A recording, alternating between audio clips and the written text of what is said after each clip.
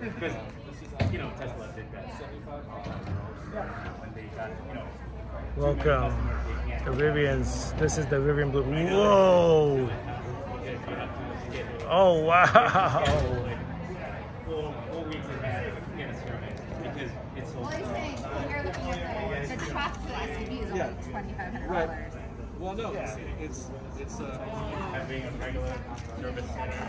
yeah. I mean, we do have the regular service center. Look how long this bed is. It's a 7-foot bed. I know it's not an 8-foot bed, but up here folds up to a 4.5 foot.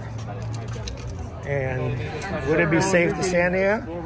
That's the water bottle. I'm sure. Yeah, I'm sure. I think either way, I mean, to me, this guy. And the trunk. Yeah.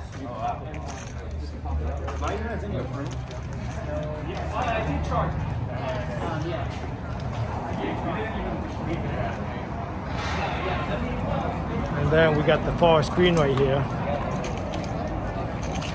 These hi, they.